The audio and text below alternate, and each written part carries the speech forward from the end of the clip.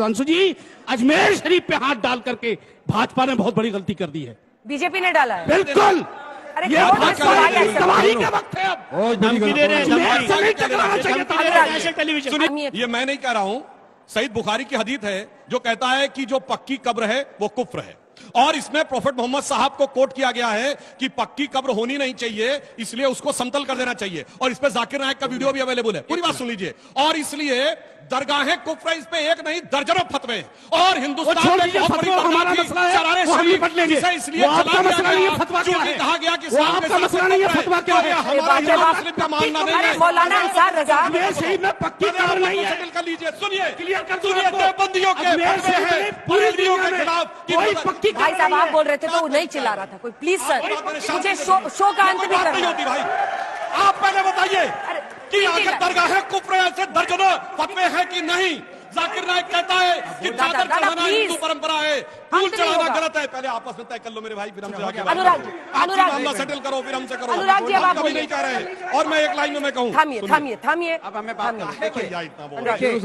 और इसीलिए मैं कहना चाहता हूँ, सुनिए, शरारे शरीफ के लिए कोई नहीं बोलता, चूंकि उसे जलाने वाले का नाम था मस्जिद, और वो पाकिस्तानी इनको हिंदू मुस्लिम बोलने की मोनोलॉग है का ऑर्डर लाने से बेरोजगारी खत्म हो गई, युवाओं को रोजगार मिल गया, देश खत्म हो गया।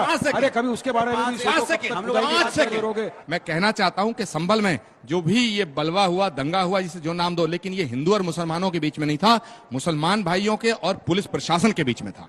दूसरी बात, एक सेकंड, दूसरी बात हजरत, दूसरी बात, विष्णु जैन ना तो बीजेपी की सरकार का आदेश लेके गए थे, उन्हें अदालत ने आदेश दिया था सर्वे करने का, तो लड़ाई अदालत से होनी चाहिए। अच्छा, तीसरी बात हजरत, मुझे एक बात बता दीजिएगा, मैं दावे के साथ कहता हूं, जिम्मेदारी से कहता हूं, मस्जिद को गिरा करके मंदिर बनाने की अनुमति हमारे सनातन नहीं देता, लेकिन हजरत आप बताइए कि मंदिरों को गिरा करके मस्जिद बनाने की इजाजत इस्लाम देता है या नहीं देता? हजरत बताइए, बिल्कुल बताइए, मेरा सीधा सवाल है। मौलाना अंसार रजा साहब, सीधा सवाल है, उनका मैं जवाब ले लेता बना दिया ना मंदिर वहाँ पे।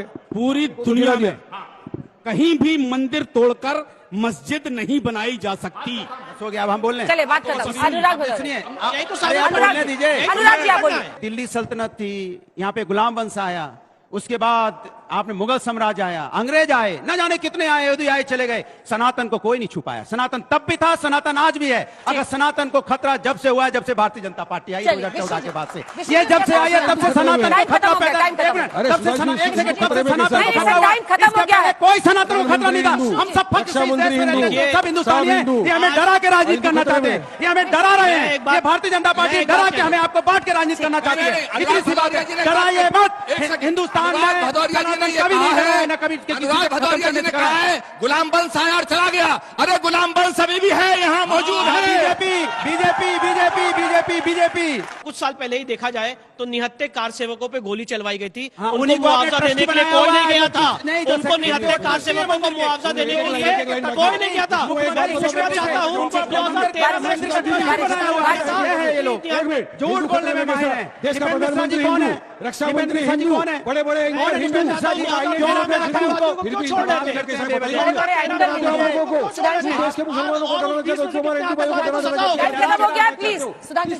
खतरे में, जरा उसका तो जवाब दे दो। हमारे हिंदू भाइयों को 2014 के बाद से डरा रहे हैं, 2014 से डरा हुआ है, उसके पहले नहीं डरा था। वो लिए भैया अरमान निकाल लिया। आप सुनोगे भाई, अब मैं बताना चाहता हूं, इन्होंने कहा कितने आक्रमणकारी आए और हिंदू धर्म सनातन धर्म खत्म नहीं हुआ। आपको पता है जब आक्रमण होने की शुरुआत हुई, सेल्यूकस का पहला अटैक था, तो अफगानिस्तान के काबुल, कंधार, मकरान और हेरात चंद्रगुप्त के प्रोविंसेस थे।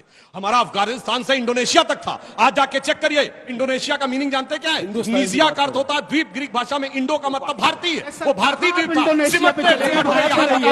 अब मैं कह रहा हूं दर्शकों से, इनकी बात छोड़िए, करोड़ों दर्शक जाके चेक करिए, दुनिया में जो मैसेकर हुए हैं उस पर एक ऑथेंटिक रिसर्च हुई है जिसका नाम है डीमोसाइट, आर.जी. Raman, professor RG. संभल पे कैसे बोलिए, कहानी में सुनाइए, संभल पे बोलिए, हिम्मत नहीं आपकी संभल पे बोलने पे, भागते इधर-उधर, बांग्लादेश पे बोलिए, हिंदुओं पे बोलिए, हिम्मत है, नहीं हिम्मत है। गर्मियों की छुट्टी होने वाली थी, मेरे पापा आने वाले थे, तो हम लोग सभी खुश थे, तो मैं बेड पे चढ़ के डांस कर रहा था, लेकिन वो पहले ही आ गए।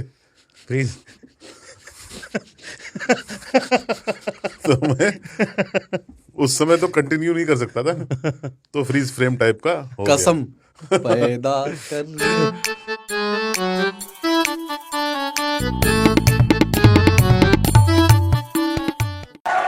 आप बोले तो पूरा ये लाइन सुनिए सुनिए सुनिए, आप बोले तो पूरी ये लाइन आ गई, मौलाना आप बोले तो पूरी ये लाइन आ गई, अंजना पूरी ये जी, लाइन ये आपने देखिए, ये अंजना पूरी जी, लाइन आ गई। विष्णु गुप्ता आप याद लोगों ने डाला है, क्यों डाला अजमेर दरगाह के बोलिए। ऊपर, उसके बाद कौन सा देखिए, डालेंगे ऐसा मेरे है। घर के ऊपर, ऐसे में मौलाना हमारे साहब घर के नीचे भी दो कुछ बातें है, मैं अर्ज करना अंजना चाहता जी के हूं। स्टूडियो के नीचे बारिश भी भाई, कहाँ आया कुछ है, बारिश भाई, करने देंगे, बारिश भाई, करने देंगे मेरे को, चलिए बोलिए करने मौलाना देंगे। दो बातें कहना चाहता हूं मैं। जल्दी से कुछ भी कहा देश स्टूडियो तोड़ेंगे ना, जनता अगर ये स्टूडियो तोड़ेंगे तो 500 साल बाद भी खोद के देखेंगे, ये समझ। चलो करते, मतलब शुरू करो। आप मंदिर तोड़ोगे और उसके बाद आप ये सोचोगे कि सनातन समाज का कोई व्यक्ति शास्त्रीय नियम को इंप्लीमेंट करने के लिए कोर्ट नहीं जाएगा, तो ऐसा इस देश के संविधान में नहीं हो सकता है। हम भी जाएंगे कोर्ट में। बिल्कुल, एक बार बाबरी अगर खोद आपने चुके हैं, हमारे मंदिर को दूसरी तोड़ा बार है नहीं तो खोएंगे। उसके लिए हम कोर्ट जाएंगे एक बार भाई। हाथ जला चुके हैं, अगर आपने दूसरी मेरे बार मंदिर को नहीं तोड़ा आएंगे। है तो उसके लिए हम कोर्ट उसके लिए जाएंगे। नहीं आएंगे। और अंजना जी लड़ेंगे, सोचिए लास्ट तक कितनी बड़ी संवैधानिक तौर विडंबना से लड़ते रहेंगे, है। लड़ाई जारी विष्णु रखेंगे। गुप्ता, उसका हम भी अभी फैसला खाप संबंध देखेंगे, है जो खाप संबंध में आएगा, पटिशनरी चालू नहीं कर है। देंगे हम लोग भी जाकर। मौलाना साहब जल्दी देखिए, हम भी नहीं खोलते जल्दी देंगे। 3-3 लाइन से। मैं एक बात आपको अर्ज करना चाहता हूँ, बहस तो बढ़ती रहेगी, ये 2 घंटा भी होगी, 4 घंटा भी खत्म नहीं होगी। आज सुधांशु त्रिवेदी साहब जैसा पढ़ा लिखा इंसान, बहुत अच्छे इंसान है ये, बहुत इनको लोग गूगल भी अब कहने लगे हैं। ये अलग बात है कि इनको गुजरात में जो ईडी के लोग पकड़े जाते हैं वो नहीं दिखाई देते, और इधर नोएडा में 300 टन सुधांशु जी को गूगल कहने लगे। गौ मांस पकड़ा जाता वो नहीं दिखाई देता। लेकिन मेरा एक बात मैं आप सब पूरी जनता से जिम्मेदारी के साथ पूछना चाहता हूं कि आप लोग एक आवाज में बताइए, क्या भारत में हिंदू धर्म को कोई खतरा है क्या? किससे?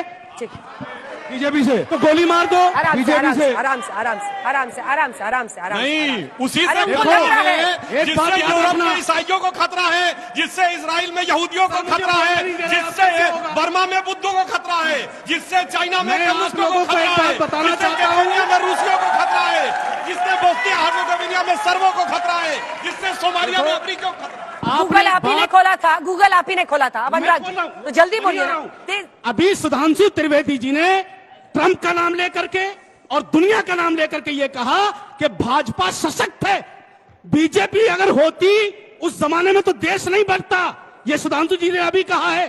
तो आज सच है ना, तो अब क्यों बढ़ रहा है मोदी के शासन में, योगी के शासन में? नंबर 1। दूसरी चीज, एक बात आपको बता दूं, जहां का सर्वे करना है आप कीजिए, हम कानून के संविधान के साथ हैं, लेकिन सुधांशु जी ऐसे नहीं टकराना चाहिए आपको। अच्छा, सुधांशु जी जवाब दे रहे हैं, जल्दी जवाब दीजिए। अजमेर पर सीधा नहीं जवाब। टकराना चाहिए था आप सत्ता का दुरुपयोग कर रहे हैं, बोलने नहीं देंगे विपक्ष को। पहली नहीं बात टकराना चाहिए था आपने आपने ठीक नहीं किया है कह रहे वो। सुनिए, हाँ। पहली नहीं बात टकराना चाहिए अच्छा, था बस, आपने। बस। लगातार बोल रहे हैं भाई।